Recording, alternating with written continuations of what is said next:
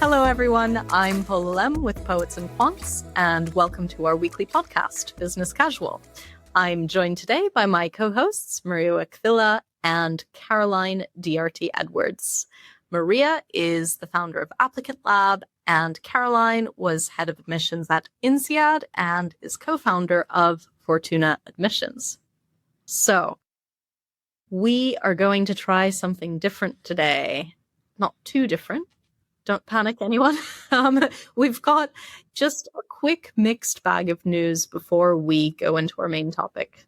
So this is not all good as news goes, but I think both items relevant to sort of the broader world of what's going on in business schools and admissions also. So item one, we've got Johns Hopkins is laying off 110 employees across multiple schools and offices, and its Carey Business School is among those affected. So that comes with the broader context of one of the steepest declines in its federal research funding history. Just a quick take from you, Maria. Is this, in terms of prospective students, do you see this being a big game changer? I mean, as a native of Baltimore, Hopkins is certainly a large contributor to our city. It's not great news. I would assume, though, that since most of those federal cuts were in scientific research, and since Hopkins at its core is primarily associated with the sciences, especially the medical sciences, the biological sciences, I would assume that proportionally speaking, those departments might be seeing more of a cut. So I'd be a little bit more concerned if I were, say, like a neuroscience PhD student as opposed to a business school student. But I mean, anytime any school loses any resources, it's certainly not great. But maybe, I don't know, maybe it'll eventually come with a lowering of the cost. Probably not. But I don't know that I would, if I were a business school applicant, I would let this dissuade me from applying to a program that is otherwise a great fit. But I also don't think it's something to celebrate. Fair enough. I think it does, the counterpoint or the silver lining there was that Carey actually just received a very large charitable donation. So pluses and minuses there, I guess. And for news item number 2, Caroline, this will be your turn. We have a piece this week on Poets and Quants about GMAC, and specifically out of the 2025 Prospective Student Survey. So the share of global candidates who cite rankings as a top 3 research factor when choosing a school fell from 37% in 2023 to just 29% in 2024. So basically, traditional rankings still matter, but no longer a top concern. What do you make of this, Caroline? Well, I think that's potentially a good thing. We are not big fans of rankings on this podcast. So I think that people shouldn't decide where they're going to business school based on a ranking. It can be a useful information source, especially if you dig into rankings and look at the data they've collected. That can be useful to understand the underlying data and could inform your research process. But I think that it's probably a good thing that people aren't relying on rankings. I do wonder if it also, however, relates to a larger picture of people relying less on traditional information sources and major publishers having less of a share of voice amongst the younger generation. So that is something you could debate whether that's a good thing or a bad thing. If people are less influenced by traditional publishers, but are replacing that with good primary research that they're doing, looking into schools, then that could be a good thing. But if they are replacing it with giving more credence to what they read on Reddit or different forums, then that might not be such a good thing. So I guess it depends where people are getting. Well, I guess it depends where they're getting their information from. I don't know. Reddit's a reasonable source. Well, for some things anyway, right? Sure. So fair enough. So also could interpret this one of a couple of ways. And then I guess that's it for our little news round there. But our main topic today is this admissions revamp that Stanford has embarked on. So Stanford Business School is launching something it calls Application Essentials. This is a sort of resource hub that walks applicants through every section of the application with things like short videos, downloadable tools, this sort of expandable guidance that they call Notes from Admissions. And they say that this idea grew out of conversations with admitted students over the past couple of years. And, the admissions director says many of those applicants really spent a lot of time trying to figure out what the school meant with certain prompts. And I could see this being a pain, and this helping students, but effectively, Stanford hasn't changed the qualities it's looking for. It just sort of, it's changing how it explains the process. So do you think, well, first off, Caroline, what do you make of this? And also, do you think we'll see this happening with other schools, or are you seeing this happening with other schools where they're really trying to bring separate resources together a bit more? I think it makes a lot of sense. They're trying to create a sort of one-stop shop for information about the application and what candidates need to know. And I can imagine that as a website evolves, as the school website has evolved over the years, they probably had information in different sections, in program pages, in FAQs and blogs and so on. And that tends to grow organically over time. So it makes sense that periodically you need to sort of do an overhaul. And I'm sure that she's absolutely right that they were getting feedback from candidates that they were spending a lot of time hunting around for the information that they needed to know. So it looks very nice. I've had a little browse through. It's nicely presented. You can drill down to get into additional information on certain questions. You can watch the videos that sort of give a great explainer and overview. So I think it's a very nice way of presenting the information. And I think also that they make the point, or you make the point in the article, that there's information overwhelm for candidates these days, right? And there's a lot of bad information out there. And if people are increasing use AI tools, which is also mentioned in the article, you don't necessarily know where that information is coming from. So I think that Stanford is recognizing that it's important for them to be transparent, to make the information very readily available, because if they don't, people will just bypass the Stanford website, right? People these days aren't going to spend hours and hours wading through different pages on the Stanford website. If they can't find it quickly, they will go to ChatGPT or Claude or something. And then who knows what information that is referencing. So in this age of AI tools and information overload, I think it's even more important to use really good quality information sources. And there's no better source for information about Stanford GSB than Stanford GSB themselves. So I think it's a great thing that they have done this overhaul and made sure that it's a great one-stop shop for applicants, and all the facts and information that you need are right there at your fingertips. Well, that sounds like a 5 out of 5 stars from you, Caroline. Sure. Yeah.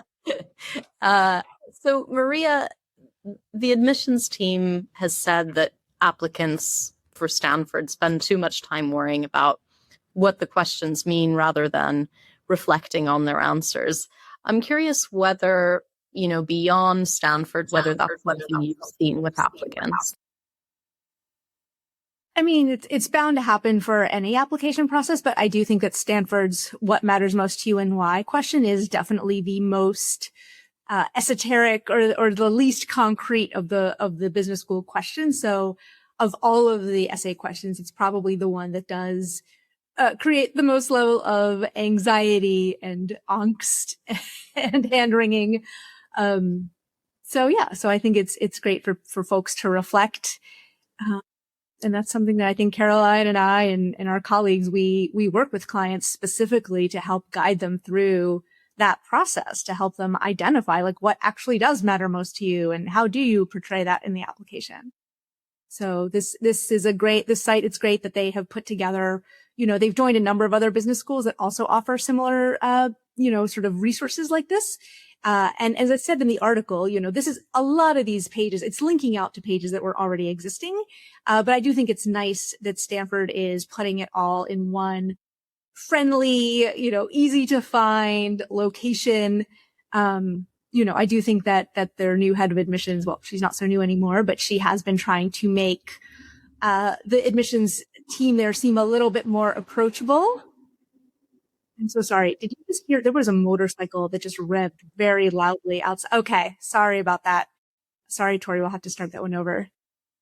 I do think that the new head of admissions, and she's not so new anymore, but I do think that she has been trying to make Stanford's admissions office seem a little bit more approachable than perhaps it had in the past. So this is one step towards, I think, taking what is probably the most anxiety producing admissions process and trying to break it down into its core components.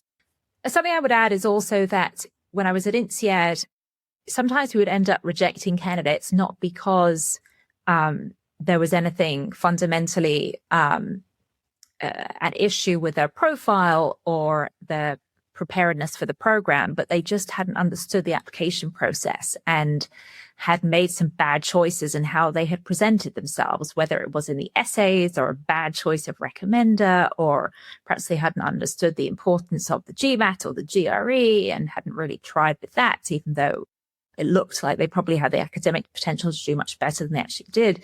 So that sort of lack of understanding of what the schools are looking for and how to best present yourself in the application process can be a real hurdle for some candidates.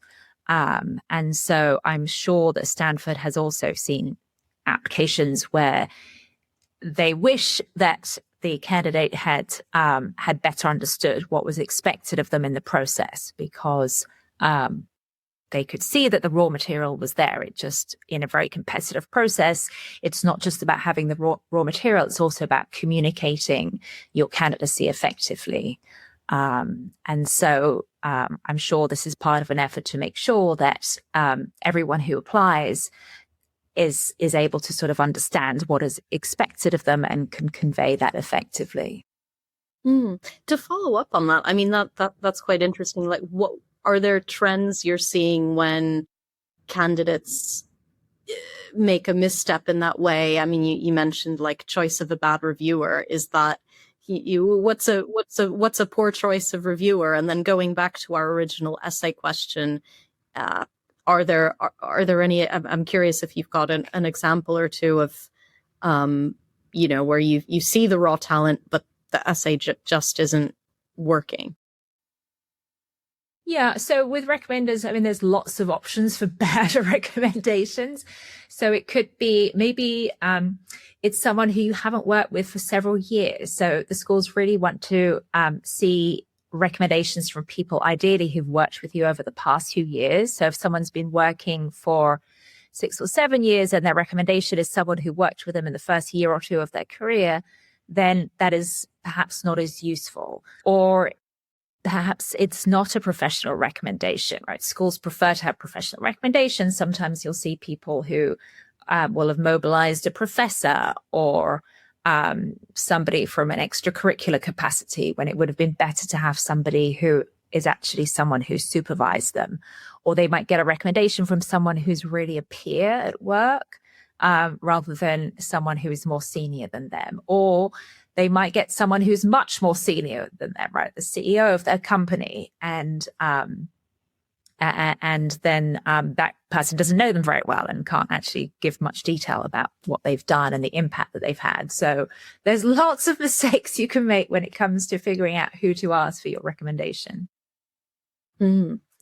Yeah. And Maria, I mean, we started talking about, well, we've talked about recommenders for kind of tangential to our main topic, but within essays, what are the top missteps there that candidates tend to make? I mean, I think we've talked about, not getting your story across very well, but are there kind of, pitfalls that you would warn against? Yeah, I mean, for Stanford in particular, I mean, I have like a couple of hours worth of guidance on just what matters most to you and why alone. But so if I had to pick the number one mistake that I think people make with this essay is they are too focused on the audience and they're too focused on what do I think they want to hear. And they also view it as, well, this is a competitive process, so I need to show them that I'm very competitive. So what matters most to me is excellence. That's a big mistake I see a lot of people make. What matters most to me is being the best. And then they proceed to list off every spelling bee they've ever won. Every election. I was the 4th grade classroom, in the 10th grade, I was named top hall monitor, because what matters most to me is excelling at all times. And that really, really misses the mark, because first of all, if that actually is true for someone, then that's a great recipe for, at a minimum, burnout, and at its worst case, not having any friends. But it's a missed opportunity, to really show them who you are. So that is one where I think a lot of people, that's their initial instinct, is I need to tell them that what matters most to me is being a successful business person or winning at all costs. And that really misses the mark. Caroline, any other examples of these or other kind of Stanford application essay pitfalls that you've seen? Yeah, well, a mistake I've seen candidates make a lot is diving into writing something before they've really done that reflection that we talked about. And that reflection is absolutely critical for the Stanford application, but it's important for all of your MBA applications, even if the questions seem superficially a little bit easier to tackle than the Stanford GSB questions. It's absolutely critical to do that deep thinking about taking stock, to think about, okay, what is it that has shaped the person that I've become today? What are my key strengths? And what are my weaknesses and what are my areas for development, and how is the business school experience and the MBA program going to help me address those, and think deeply about what it is, what you really want to do when you graduate, right? Often people are applying to business school because they know they want to make some sort of change in their career, but they haven't perhaps really crystallized what that looks like. So before you start working on your application, you should definitely take some time to think through, okay, looking at the opportunities that I might have when I graduate from business school. What is it that I really want to do? And what is it about that appeals to me? And then ideally speak to people who are doing that job to better understand what it means, right? Because when you're on the outside, something may sound fantastic and very glamorous, very exciting, but actually the day-to-day reality of that job might be quite different. And so actually try to have conversations with people who are doing the jobs that you think that you would like to do in the future. And then take the time to figure out, okay, well, how could my career evolve from there? And what is the longer term impact that I want to have? And what could that look like? And what type of organization do I want to be in? What culture works for me? Where do I want to be geographically? What are the important things that I want to achieve in my future career? So all of that sort of foundational thinking, it really helps to sort of build a foundation that underpins a strong application. And then that then feeds through into the messages that you want to get across, whether it's in your Stanford application or in your London Business School application or whichever school you're applying to. And something else is that even if in the written application, in some cases, you might be able to sort of pull the wool over the eyes of the admissions file reader that you've got it all figured out, and perhaps you haven't, because perhaps you haven't really taken that time to reflect. And some applications are shorter than others, so it can be easier to sort of put them together more quickly without having done that deep foundational work first.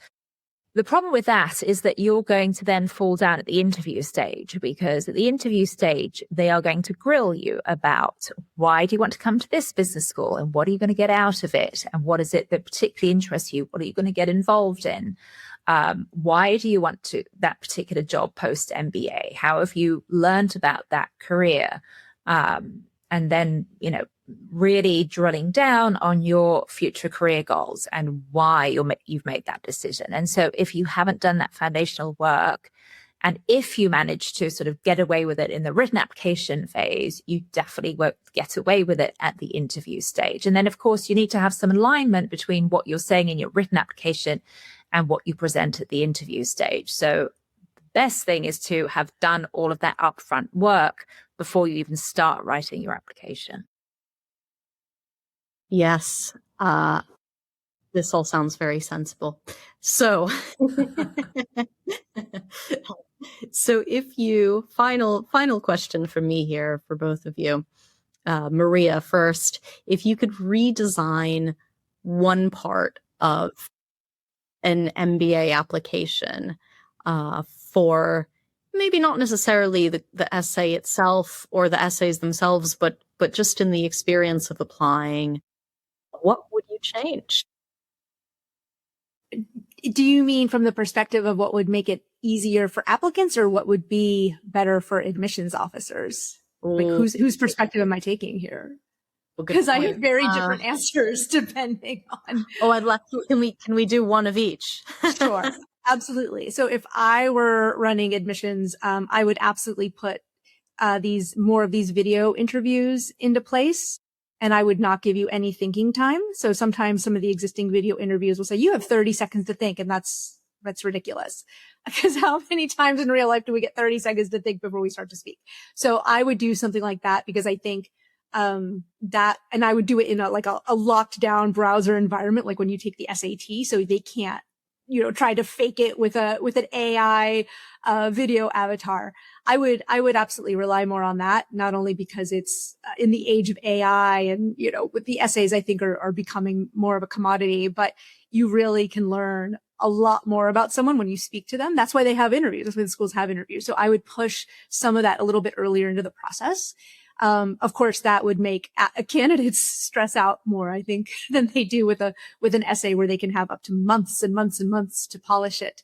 And from an applicant's perspective, I think they would like anything to be as easy as possible. So, I think for them, if I were trying to make an application process as easy as possible for the applicant, I would just make like one very generic essay that you could clearly repurpose from another school. So that way you don't have to put any work into it at all. And then my application numbers would go way up. But then my yield would probably plummet. But if that's what I were optimizing for, I would just basically make it one short essay. And then you're done. No essay. That's right. And no recommender. Lots on Maria's wish list. Caroline, Yeah. you were master of the MBA admissions world. Yeah, so I think the video questions are really useful, and we have seen this year, and we're seeing an expansion of the number of schools that are using video questions, and schools where they're using video questions already, like Kellogg, expanding the number of video questions they're including. So I think that speaks to the value that Maria said, that those are very useful in giving admissions a little glimpse of how the candidate thinks and they communicate. And I think it's quite efficient from what I've heard from admissions officers, because you end up with literally like 3 to 5 minutes of recordings to watch. It's not very much, it doesn't take a lot of time, but you can glean a lot of information from those video snippets. And I'm kind of surprised that Harvard, Stanford, and Wharton have not yet introduced any video elements. So they are the holdouts, and it'll be interesting to see if they adopt that at some point.